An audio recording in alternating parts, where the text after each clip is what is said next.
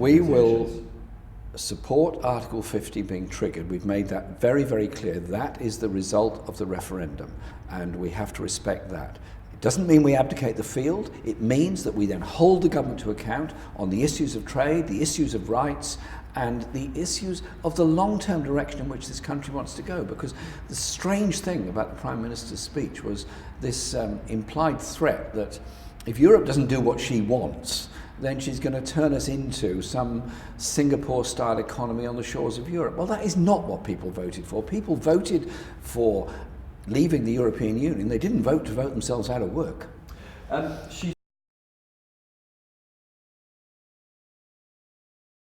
I think it's quite appalling that the government has not produced a white paper as a statement of what its intents are. All we've got is the speech that the Prime Minister made at Lancaster House.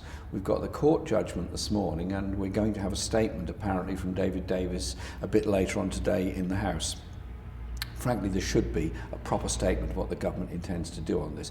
We have been making the point ever since the referendum that Parliament must be involved. We must be able to hold the government to account. That's what Parliament exists for, to hold them to account, to make sure that the negotiations actually are for the benefit of all of the people of this country, however they voted in the referendum.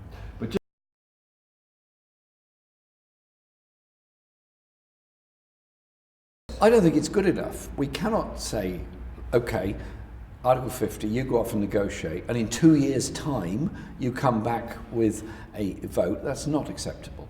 We need to be informed, be able to challenge, be able to overturn, if necessary, the objectives and direction in which the government is going on those negotiations. There is also going to be the Great Repeal Bill, which will come up presumably during the coming summer. That's going to be an enormous piece of legislation because it's amending 40 years of UK parliamentary legislation, all of which at some point or the other usually refers to European regulations. But we're very clear.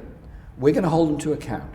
We're going to hold them to account to protect jobs. We're going to hold them to account to make sure British industry does have market access, and we're not going to allow ourselves to become some kind of offshore tax haven. That's not what people voted for. So although you're going to be very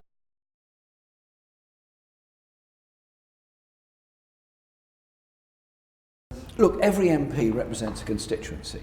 Every MP has people that voted either way in the referendum.